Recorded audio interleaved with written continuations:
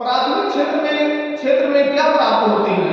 तो प्राथमिक क्षेत्र में कच्चे माल उपलब्ध होते हैं। अब प्राथमिक क्षेत्र के अंतर्गत क्या लाया जाएगा? तो प्राथमिक क्षेत्र के अंतर्गत जैसे कच्चे माल हुए, गेहूं हुआ, चावल हुआ, कपास हुए, गन्ना हुए, ये सब हमारे कच्चे माल में आते हैं।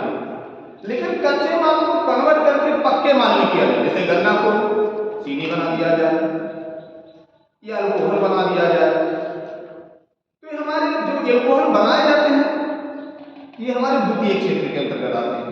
अच्छा, अर्थात जब चीनी बनते हैं, गन्ने के बाद जब चीनी बनते हैं तो चीनी बनने के बाद उस चीनी का व्यापार किया जाता है और व्यापार ही हमारा औद्योगिक क्षेत्र कहलाता है। तो औद्योगिक क्षेत्र का अर्थ क्या है?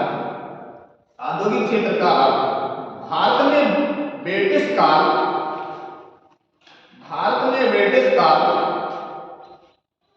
1858 के दौरान भारत में ब्रिटिश काल 1858 के दौरान औद्योगिक विकास को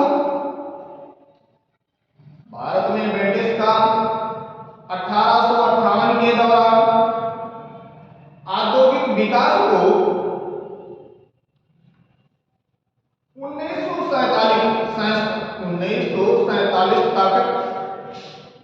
1947 तक गहरा धक्का लगा।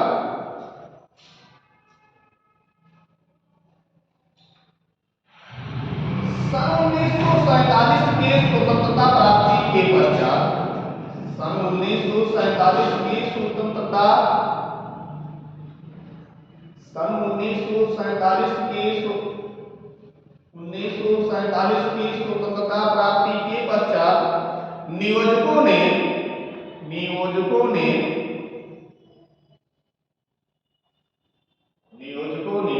अर्थव्यवस्था के विकास के लिए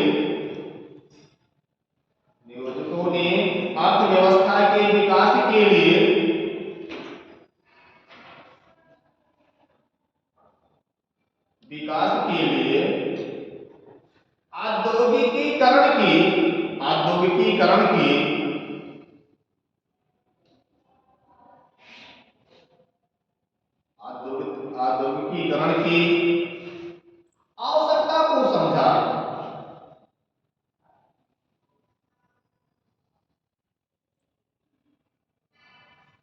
जब किसी भी देश का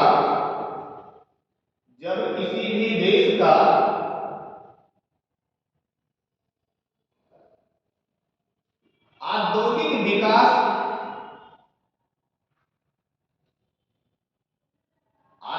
विकास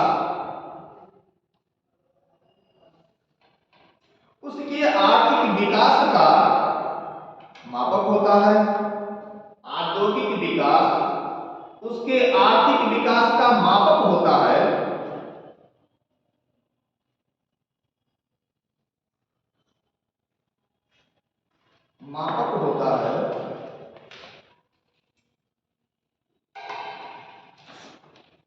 क्योंकि इस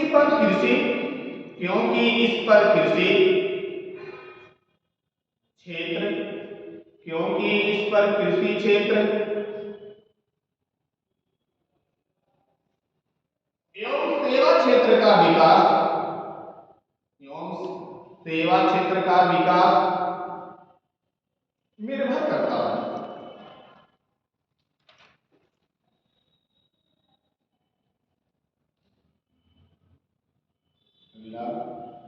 औद्योगिक विकास का महत्व, औद्योगिक विकास किस प्रकार से किया जाए, इसका महत्व क्या है? तो औद्योगिक विकास का महत्व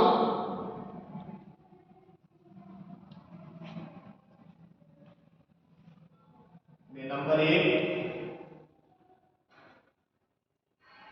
उद्योग आर्थिक समृद्धि के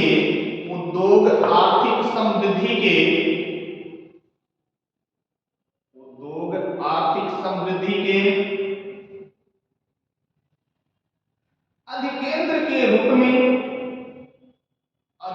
के रूप में कार्य करते हैं। कार्य करते हैं। औद्योगिक क्षेत्र का विकास, औद्योगिक क्षेत्र का विकास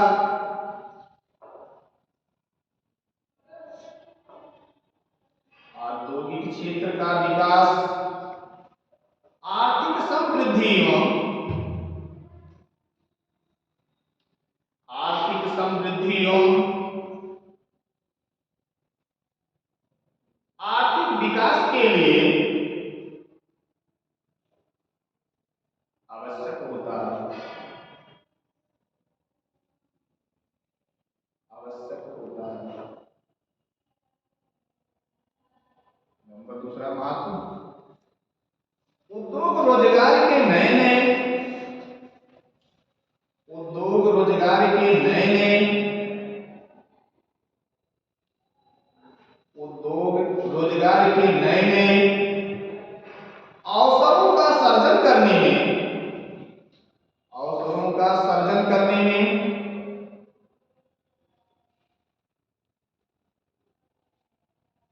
सहायक होते हैं।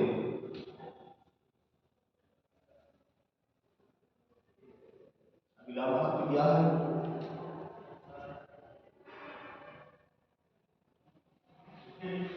उद्योग आधारित संरचना, उद्योग आधारित संरचना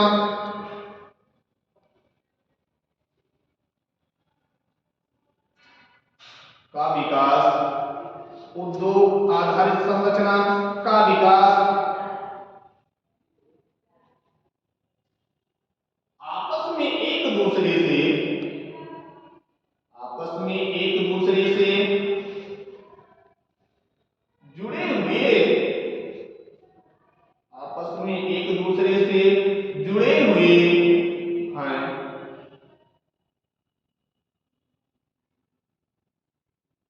अगला महत्व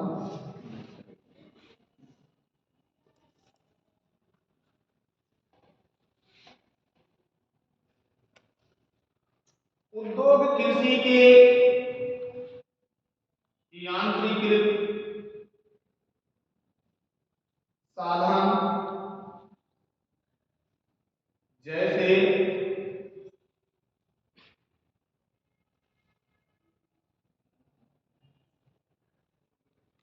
मशीनें, ट्रैक्टर, थ्रेसर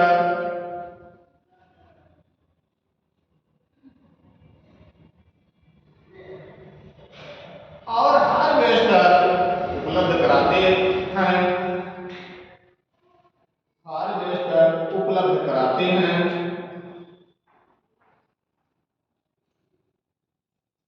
जिससे कृषि उत्पादन बढ़ता है, उपलब्ध कराते हैं, जिससे कृषि उत्पादन बढ़ता है।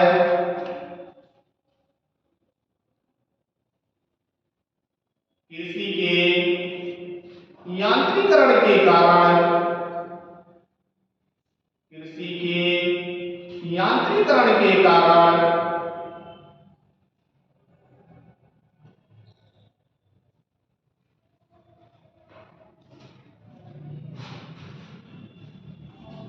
कृषि उत्पादकता में,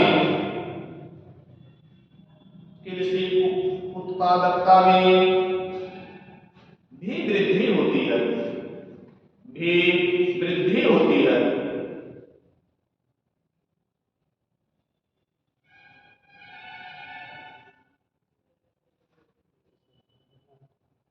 औद्योगिक नीति के महत्वपूर्ण तथ्य, के महत्वपूर्ण तथ्य क्या क्या है? औद्योगिक नीति के महत्वपूर्ण तथ्य, नंबर 1, विश्व में सर्वप्रथम, विश्व में सर्वप्रथम सर्वप्रथम औद्योगिक क्रांति, औद्योगिक क्रांति इंग्लैंड में हुआ,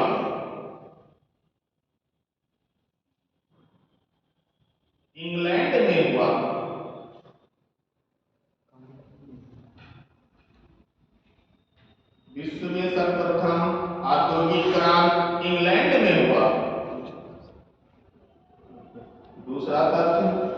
सार्वजनिक क्षेत्र के लिए, सार्वजनिक क्षेत्र के लिए, सार्वजनिक क्षेत्र के लिए आरक्षित उद्योगों की संख्या 2 है।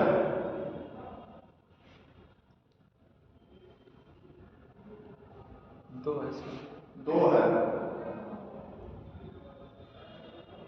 अगला सूक्ष्म एवं लघु उद्योगों का, सूक्ष्म एवं लघु उद्योगों का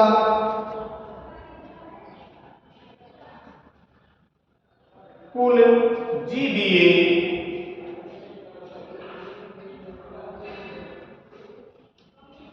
में हिस्सा, जीबीए में हिस्सा, सूक्ष्म एवं लघु उद्योग का कुल जीबीए में हिस्सा 31.83% है। 31.83% है। जीबीए शब्द है सकल घरेलू उत्पाद। अपने राष्ट्रीय आय पढ़ चुके हैं। अब तो सर जीडीपी है। जीबीए जो होता है ग्रोथ वैल्यू इनकम होते हैं। जी ग्रोथ चलिए इसके बारे में बता रहे हैं। ठीक। अगला सर्वप्रथम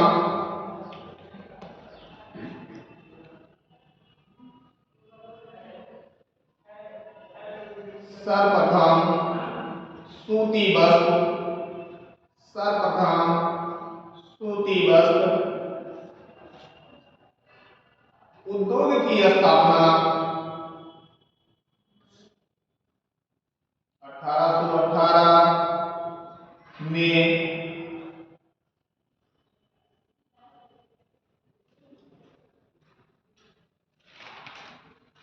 कोलकाता में हुआ।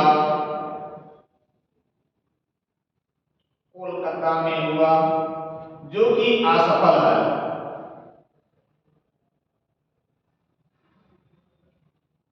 जीबीए में जो आप पूछे हैं ग्रोथ वैल्यू एक्ट,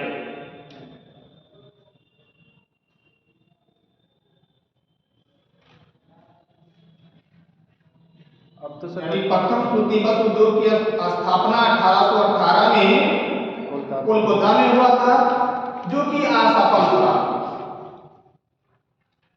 दूसरी बात सूती वस्त्र उद्योग, दूसरी बात सूती वस्त्र उद्योग 1813 में मुंबई में हुआ। मुंबई में हुआ। दूसरी बार सूती वस्त्र उद्योग 1853 में मुंबई में हुआ।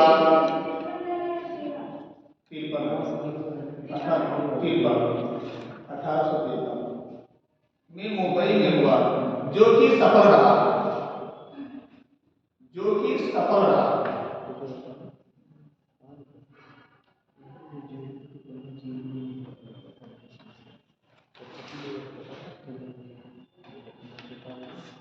अगला कागज उद्योग की स्थापना, कागज उद्योग की स्थापना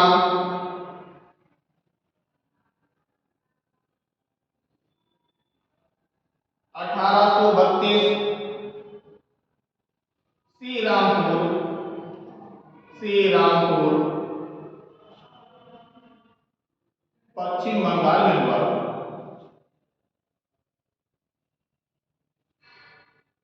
पश्चिम बंगाल में हुआ।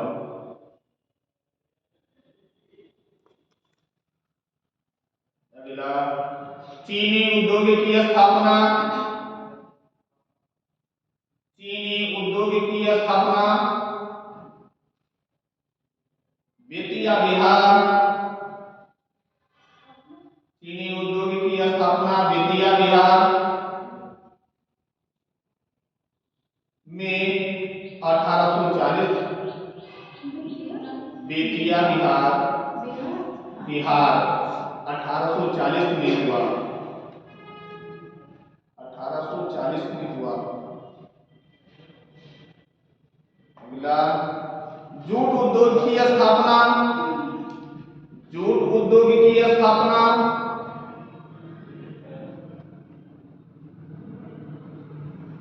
1855,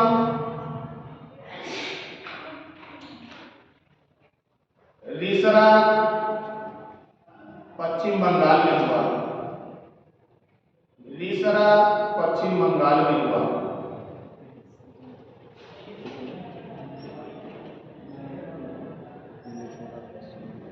अगला, लोहा इस्पात की स्थापना 1870,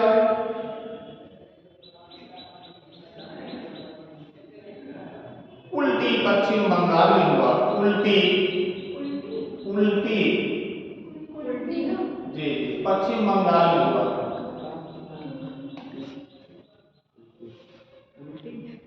उल्टी, उल्टी नहीं उल्टी, पश्चिम बंगाल में हुआ। उल्टी एक गांव था पश्चिम बंगाल में।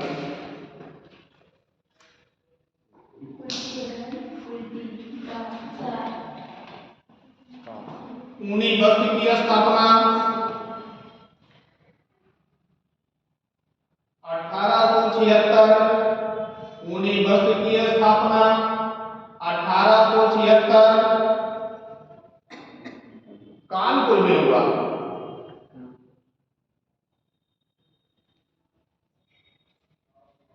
सीमेंट उद्योग की स्थापना, सीमेंट उद्योग की स्थापना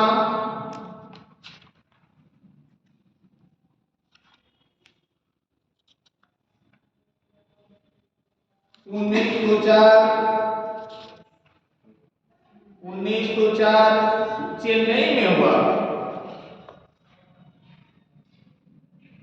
चेन्नई में हुआ। एल्युमिनियम की स्थापना, एल्युमिनियम की स्थापना 1937 जेके नगर में हुआ, जेके नगर में हुआ।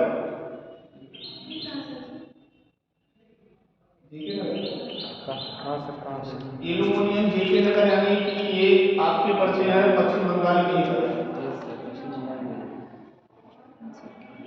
अगला, भारी इंजीनियरिंग की स्थापना, भारी इंजीनियरिंग की स्थापना 1958,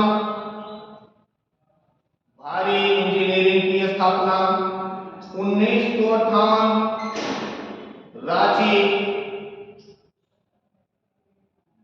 झारखंड में हुआ, रांची झारखंड में हुआ।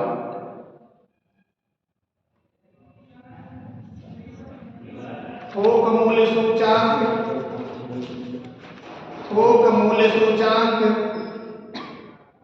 का आधार वर्ष, थोक मूल्य सूचांक का आधार वर्ष 2011-12 रखा गया।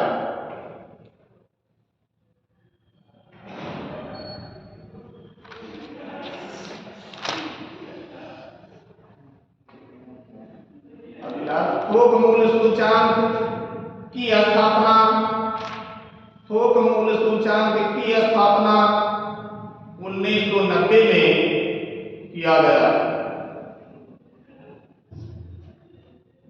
1990 में किया गया।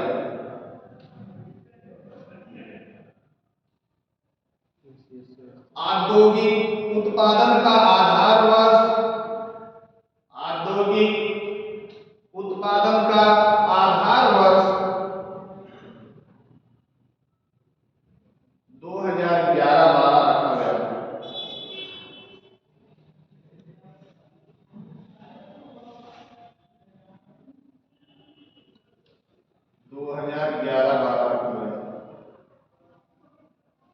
ये आप के तथ्य थे जो उद्योगों को स्थापित करने का।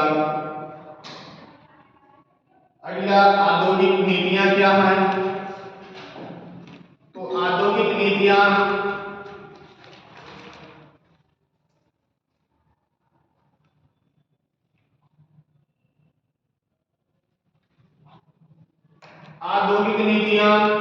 देश में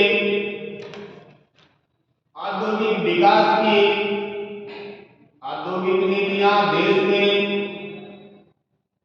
औद्योगिक विकास की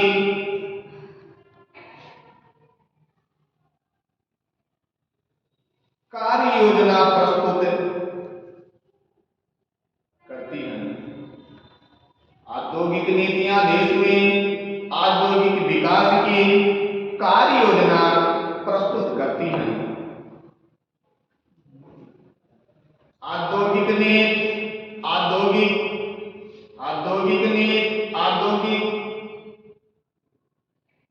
विकास के लिए औद्योगिक विकास के लिए आधारभूत ढांचे का निर्माण करती है। आधारभूत ढांचे का निर्माण करती है।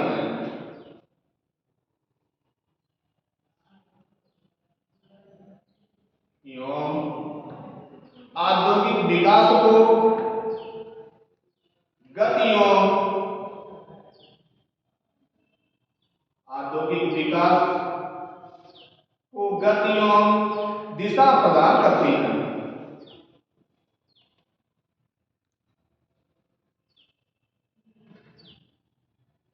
पहली औद्योगिक नीति नंबर 1 औद्योगिक नीति 1948। औद्योगिक नीति 1948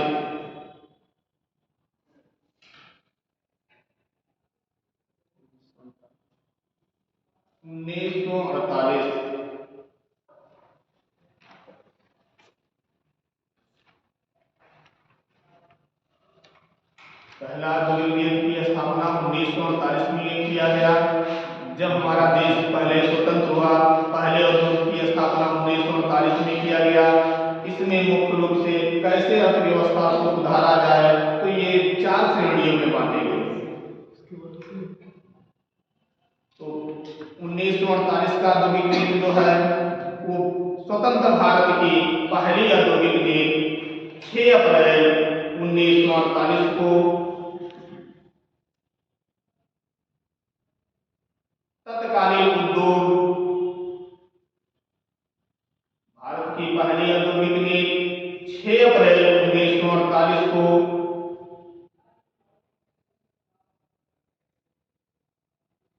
भारत की पहली औद्योगिक नीति 6 अप्रैल 1948 को तत्कालीन उद्योग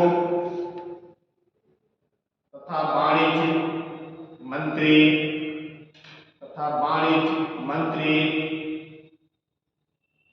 डॉक्टर श्याम प्रसाद मुखर्जी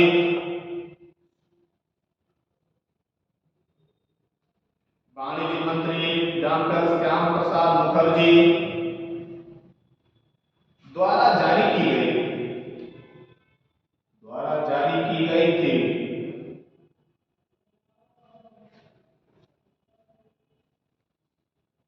इस औद्योगिक नीति में औद्योगिक विकास के लिए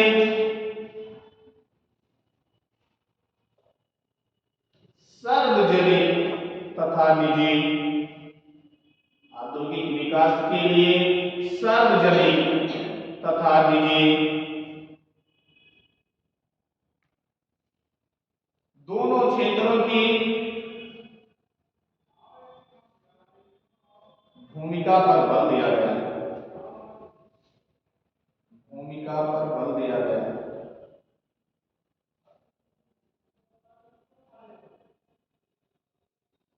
औद्योगिक नीति 1948 में प्रथम श्रेणी पर इस पर विशेष बल दिया गया।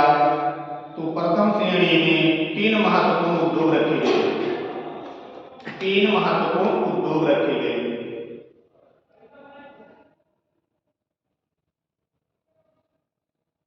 तीन महत्वपूर्ण उद्योग रखे। नंबर 1 अस्त्र शस्त्र व युद्ध सामग्री। अस्त्र शस्त्र व युद्ध सामग्री।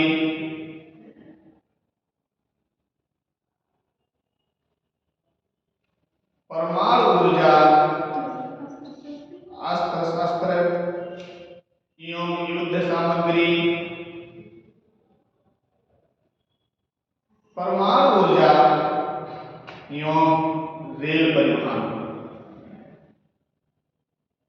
1948 की औद्योगिक नीति में पहला श्रेणी का महत्व जो रखा गया वो 3 विषयों पर रखा गया। नंबर 1 अस्त्र शस्त्र में युद्ध सामग्री का व्यवस्थित किया गया और दूसरा परमाणु ऊर्जा का प्रयोग किया गया और तीसरा रेलवे परिवहन का व्यवस्था किया गया। द्वितीय श्रेणी में 6 उद्योग रखे गए। द्वितीय श्रेणी में 6 उद्योग रखे गए।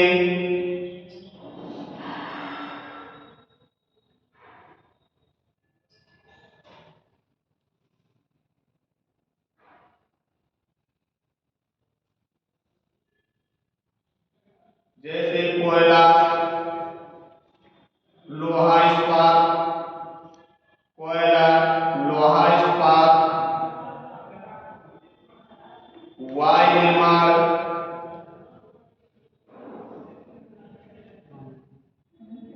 वायुयान निर्माण, वायुयान निर्माण, जलयान निर्माण, खनिज तेल,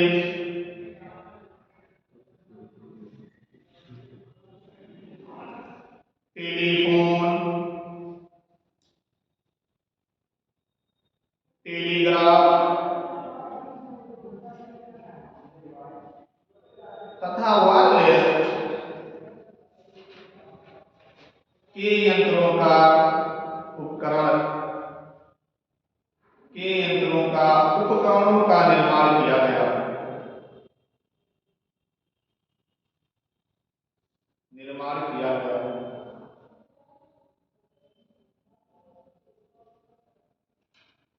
तृतीय श्रेणी के उद्योग में 6 उद्योगों को रखा गया।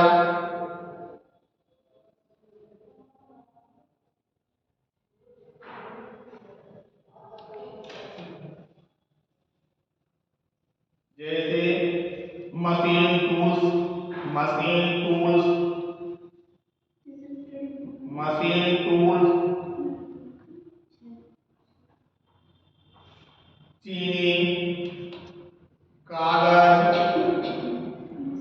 चीनी, कागज,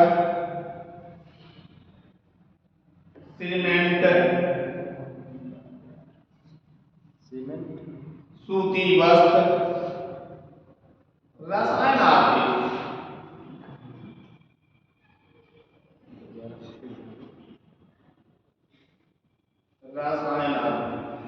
ये हमारे औद्योगिक नीति 1948 में विशेष ध्यान इतने व्यवस्थाओं पर दिए गए। फिर अगला हमारा औद्योगिक नीति जो आता है 1956। अगली औद्योगिक नीति 1956।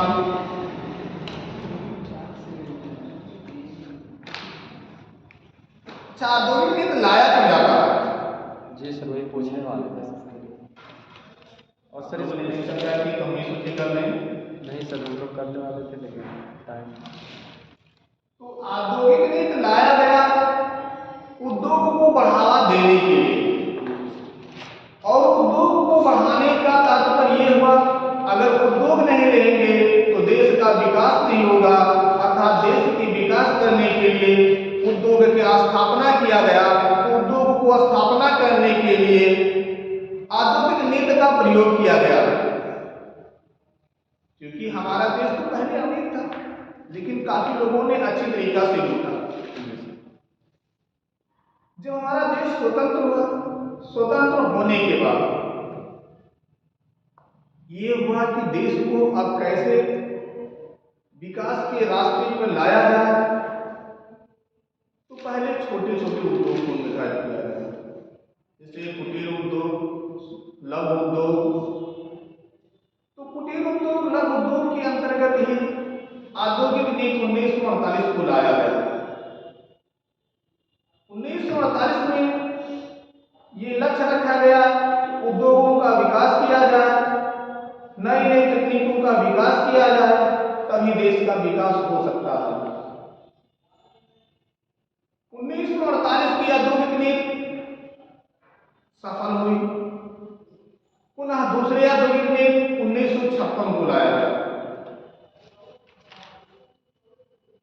सर एक क्वेश्चन था, औद्योगिक नीति सर क्यों सर इंग्लैंड में आया था? मतलब और जगह पे भी आ सकता था, जापान में वगैरह में आ सकता था, अमेरिका में आ सकता था। जिससे हमारे कहने की तात्पर्य है कि हर जगह रिसर्च, हर लोग रिसर्च कर रहे हैं, हर देश कर रहा है, लेकिन कौन देश पहले सफल होता है, और जो देश पहले सफल होता है और जो देश जिसके बारे में पहले सफल होकर इसका उत्पत्ति करता है, उसी का नाम दर्ज किया जाता है।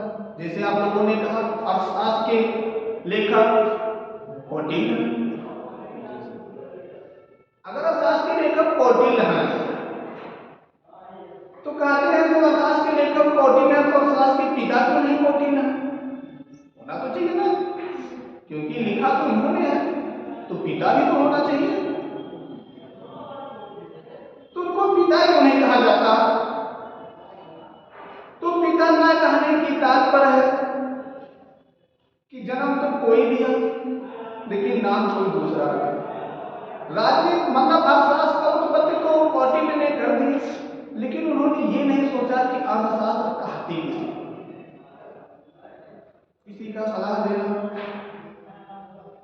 किसी को उन्नत के रास्ते पर बताना, बड़ाई करना, ये तो अर्थशास्त्र हमारा कहता है। तो अर्थात वो राजनीति शास्त्र कहलाता है। जब किसी चीज की उत्पत्ति की जाती है जिसके माध्यम से, अर्थात हमारी Adam Smith, professor Adam Smith 1776 में जब ये निर्धारित किया कि धन ही अर्थशास्त्र होता है, क्योंकि अर्थ का मतलब धन होता है, उसीलिए धन शब्द का प्रयोग करने के कारण उन्हें पिता कहा गया। ऐसे हमारे उद्योग जो इंग्लैंड में स्थापित किया गया, अर्थात पहले इंग्लैंड में ही उद्योगों का विकास किया गया, उन्हीं से उसकी जर्नी, उसकी उत्पत्ति शुरू हुई इंग्लैंड से।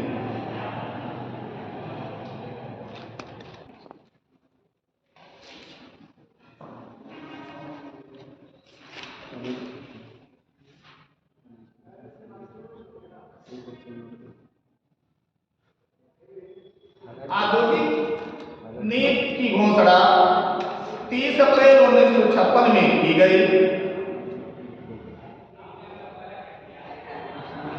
30 अप्रैल औद्योगिक नीति की घोषणा 30 अप्रैल 1956 को की गई।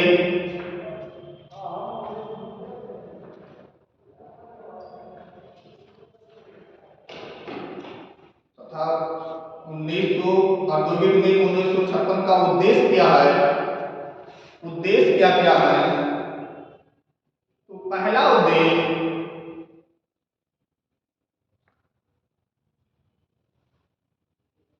पहला उद्देश्य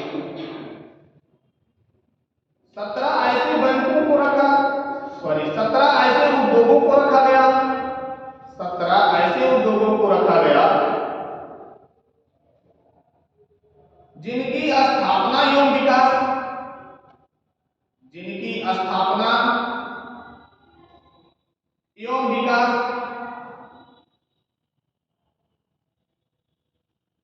सार्वजनिक क्षेत्र के उद्यमों के रूप में,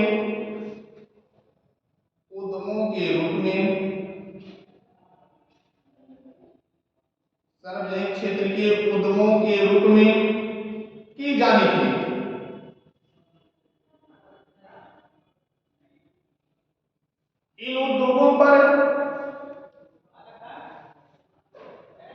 उद्योगों पर केंद्र सरकार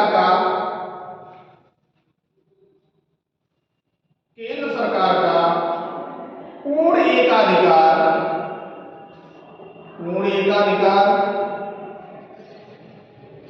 एवं नियंत्रण था।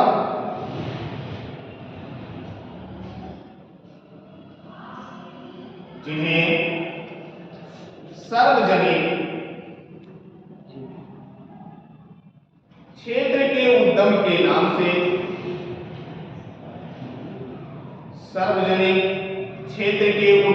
नाम से जाना जाता है।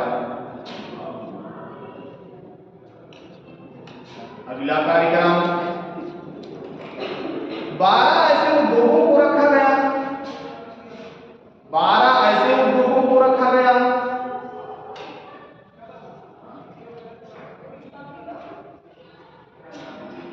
जिनकी स्थापना निजी तथा सार्वजनिक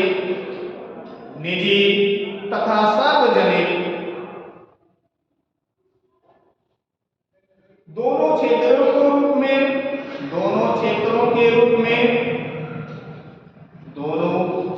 के रूप में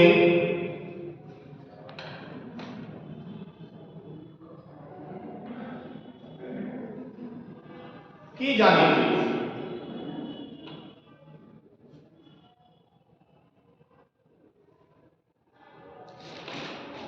इन उद्योगों के भावी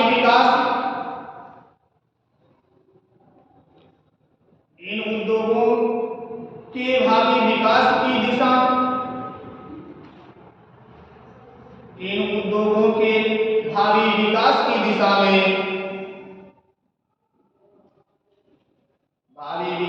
दिशा में राज्य द्वारा प्रयास किया जाता।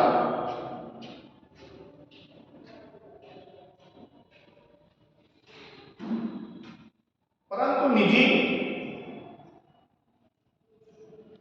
उद्यमकर्ताओं को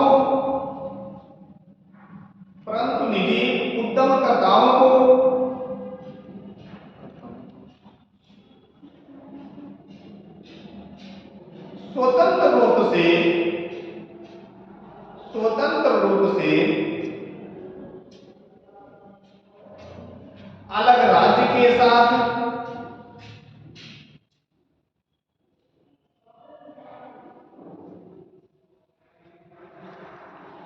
सहयोग करते हुए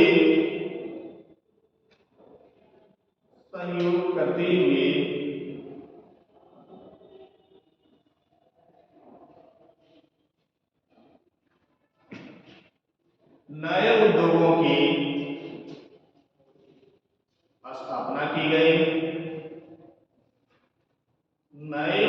की स्थापना की गई।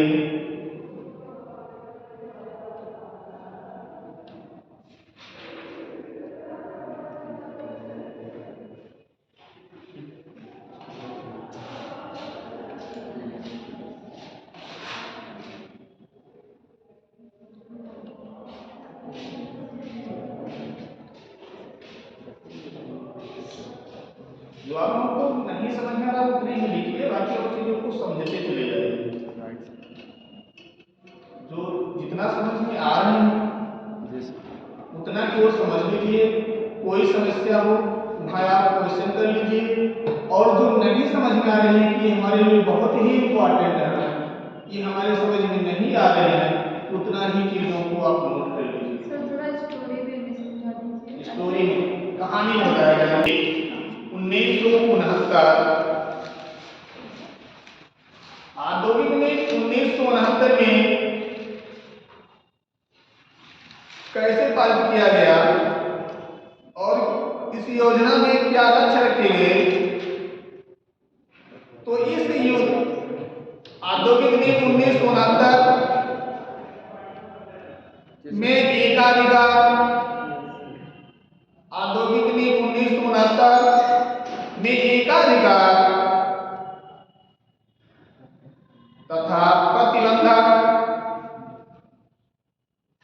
व्यापार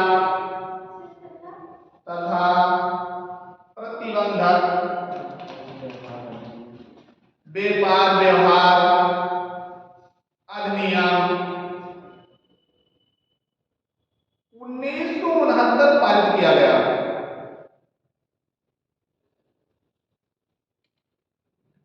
इस अधिनियम का उद्देश्य कंपनियों की व्यापारिक तथा वाणिज्य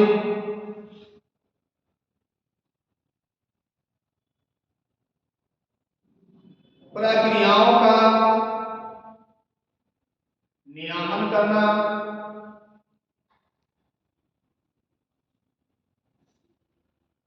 तथा आर्थिक सुधार के एकाधिकार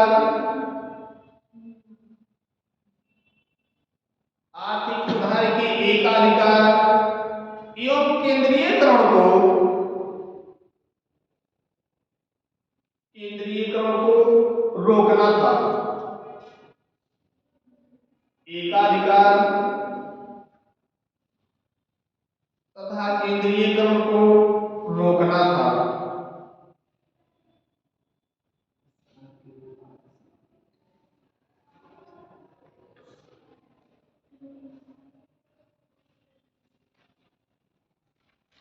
प्रारंभ में 20 करोड़ या उससे अधिक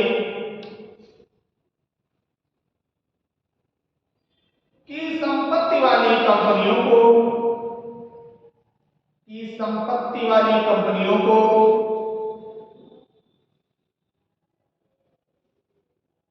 किसी विस्तार के लिए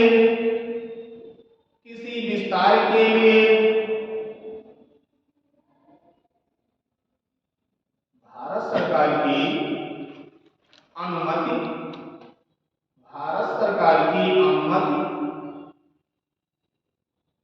आवश्यक थी।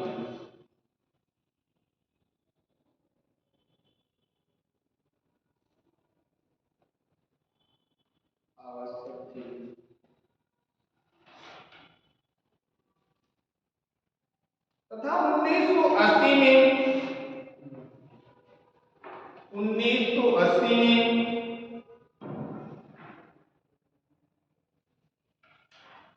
सीमा को बढ़ाकर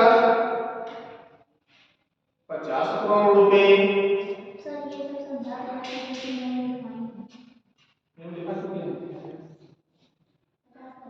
50 करोड़ रुपए तथा 1985 में 100 करोड़ रुपए। बस 1991 में इस सीमा को समाप्त कर दिया गया। अगली हमारी जो औद्योगिक नीति है 1991 में इस सीमा को समाप्त कर दिया गया।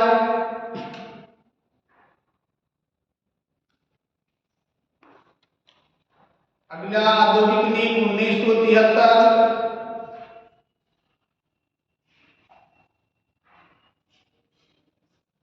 औद्योगिक नीति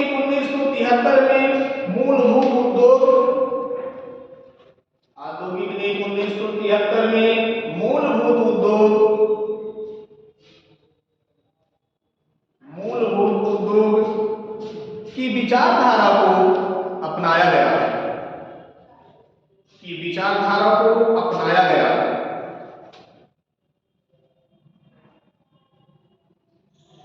मूलभूत उद्योग वे उद्योग होते हैं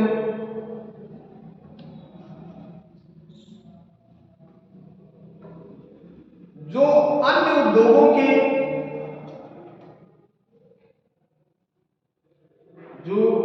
उद्योगों के विकास के लिए